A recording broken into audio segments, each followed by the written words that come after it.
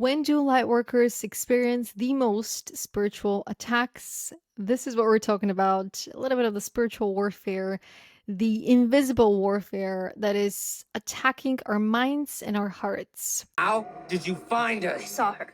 Ah, that's not it. Just.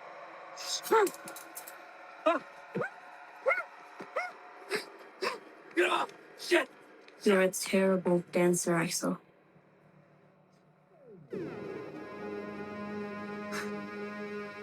I told you, stay out of my head. Hi, I'm Stellian, founder, storyteller, authenticity alchemist, and I want to share some of my experiences in this video as well as bring to your attention some of the moments or symptoms to pay attention to so that you know that you're experiencing a little bit of an attack at an energetic level and what to expect after that attack.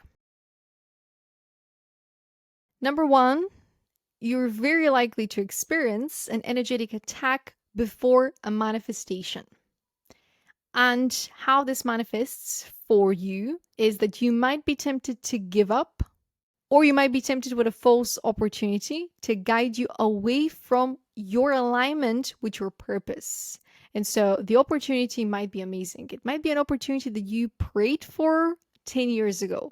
Let's say that you were doing sales and you thought to yourself, one day I want to work as a sales representative to this company. They're amazing. I love them, but I'm so far away from them. I don't know if that's ever going to be possible. 10 years pass.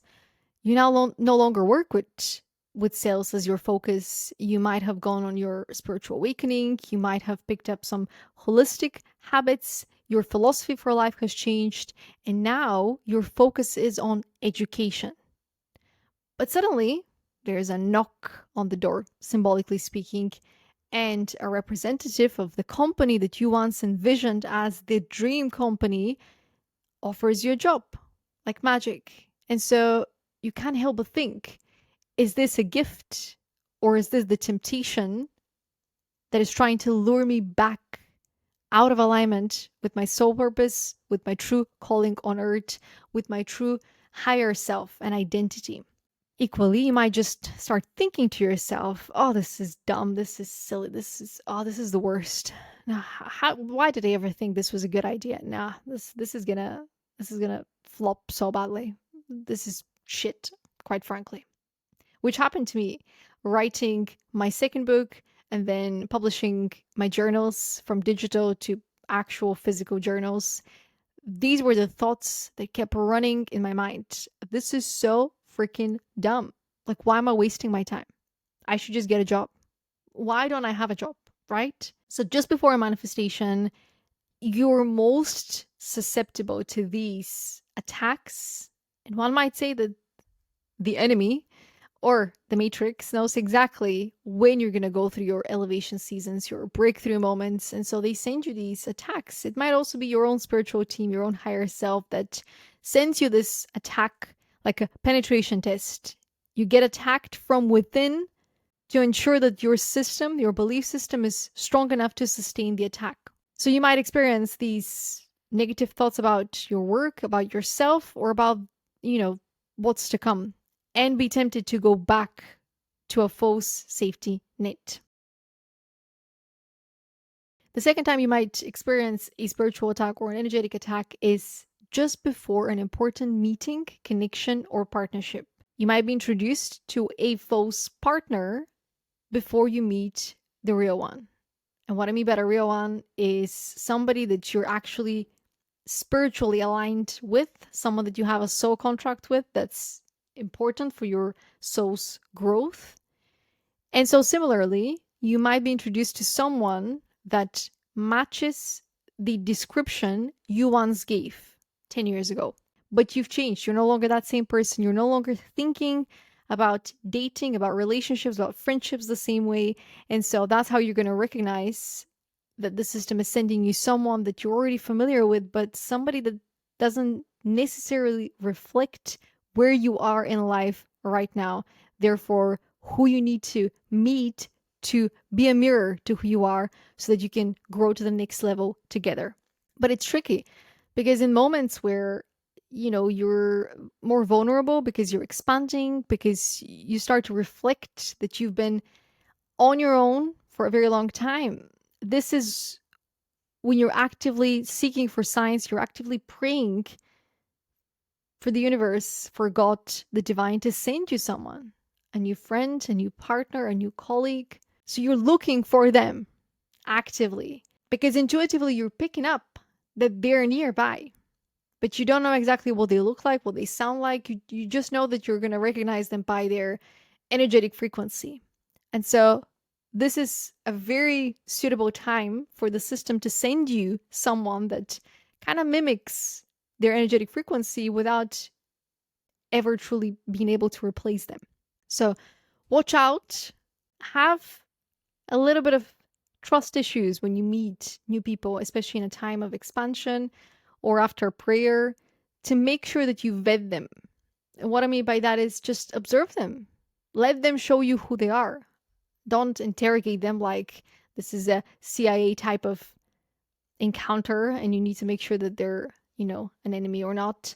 But rather just give them a chance to show you who they are, and they will, for better or for worse. The third time, lightworkers are likely to be spiritually targeted, attacked, energetically attacked, is before they integrate more of their light body. What I mean by that is, think of your light body or your light frequency as your energetic frequency based on how much of your higher self wisdom you've integrated, but also how many of the gifts, dormant gifts that you have activated. So if your clairvoyance has been activated, your clairsentience has been activated, you might start observing people's auras. That's your own light body increasing. Therefore, you're able to recognize it in others to their light body, their light frequency. So if you're in the process of integrating or merging or activating a gift, one of the previous 2 points might happen to you. You might get offered a new job that isn't actually coming from your higher self and it's not aligned with your evolutionary growth plan, that's in alignment with your authenticity blueprint. Or you might meet someone that distracts you from integrating this gift, activating this gift. Because one of the things that happens when you're activating, when you're integrating, is more isolation. Because you need that sacred space, that sacred pause from society for you to be able to spend time with your higher self, with the divine, with God, and ask questions, receive guidance, meditate, reflect, release. To the outside world, receiving a job opportunity out of the blue or meeting a friend that's a little bit like a blessing, to the outside, it might seem like the divine is trying to bless you. But always examine what your inner world is telling you, what your intuition is telling you, your gut feeling. Because there is a thing as too good to be true. Sometimes it looks like gold on the outside, but it's just been polished to look like it's gold. It's gonna get rusty over time, and you're gonna recognize that you traded the gold that's inside of you for the shiny gold that would impress the world at a surface level, but it would keep you hungry. It would keep you disconnected from your true self and your true purpose. And number 4 on this list, you might experience a spiritual attack as a light worker around the time when you're preparing to talk about the divine or God publicly. Because we have a very religious system that relies on the religious programming. And because it relies on the religious programming and conditioning, it also relies on the hierarchies. Therefore, if you suddenly start to preach and minister, you suddenly start to share this wisdom that is seemingly coming from nowhere. Those that are part of these hierarchical systems, they start to question the system. They start to question the hierarchy and they think to themselves first, but then they start to openly talk about it. They question the leaders, the priests. Well, how come this one individual over there speaks like you, the priest, and that individual is telling us that we all can do that we can all connect to source, the divine, and God, and receive information, guidance, scriptures directly, instead of coming to you and this building and this community where we need to rely on somebody else to give us that guidance. Now, this is a long and very heated discussion that we're not going to go into detail about here, because the same thing can be observed in the spiritual communities where you have tarot readers, oracle readers, and spiritual teachers that also follow hierarchies. Therefore, they depend on the customers to keep coming to them so that they can deliver guidance to them instead of teaching them, empowering them how to receive that guidance for themselves. So there is a cult-like following on both ends, both sides of the spectrum. I remember when I was in the process of completing my second book that is titled God Sent Me, a poetry collection of poetry, poetry book, collection of poems, 144.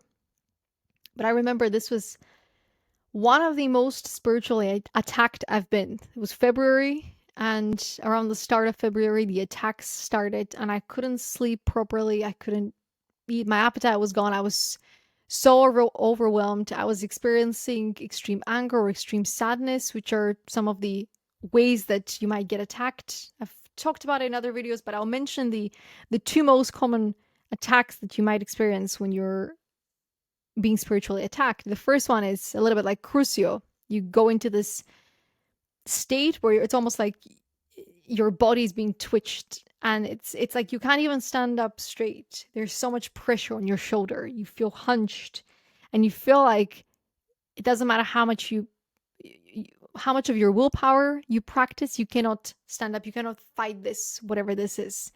And in those moments, you feel extreme sadness. You feel like crying. You feel like there's this pressure that is going against you, and all you can do is surrender and wait for it to pass. Because if you get angry at it, it stays longer. The second most common attack that I've experienced personally was you get extremely angry out of the blue, and it's an anger that is directed at you. It's like somebody's speaking over your life and they're directing you to be angry. They're directing the words like a spell that they're ongoingly saying, and you feel it, and you feel anger towards everything and everyone. And in those moments, you might feel the need to speak out loud, to swear, to release it in any way, to move, to do a little bit of kickboxing, to start running, to do something to get it out of your system. What I would advise you in moments like that is to simply meditate. Because that anger, it attaches to the anger that you feel. So if you're able to get rid of the anger while recognizing that this isn't your anger, therefore you're not intellectualizing it, you're not bypassing it, this is simply isn't your anger. This is an anger that is being spoken over your life. If you can stand still and meditate and kind of expand your auric field to be that of pure bliss and peace, which is one of the highest possible state of consciousness based on the map of consciousness, automatically you're going to create this shield around you. And that anger that is being spoken over you, the person or the collective that is speaking it over you, inevitably they're going to give up because they recognize it's no longer reaching you. But it takes a little bit of mastery and a little bit of practice to get to that point. Yeah, you might be surprised what happens when you begin to talk publicly about the divine or God. Apparently, people don't like it. The system doesn't like it. People start to have all kinds of reactions and feelings about it, and they start to accuse you. Are you part of a cult? What happened to you? Are you talking about God? So we're surrounded by people that are good Christians, for example, or whatever religion they practice, but they take pride in being believers. But when one of their people starts to prophesy, starts to talk about God, starts to bring people closer to God, they want to ban that person, they want to banish that person, they want to keep them closed. It's almost like the demons inside of them, the demonic attachments that they have accepted as part of their obedience to the hierarchy is awakening in them and saying, no, no, no, no, we can't have that, because too much light is going to expose the darkness of these hierarchies. Too much light is going to expose the darkness that you've accepted and the darkness that is inside of you. And if you recognize the darkness that's inside of you, you're going to integrate it, release it, so that you can channel more of your own light. If you're a light worker and you're ready to embody more of your light body and to share more of your light with the world, prepare for spiritual attacks, energetic attacks, and recognize that developing the gift of discernment, your discernment, is going to help you until the end of your life. Don't be afraid to cut off people, to take your distance, to say no.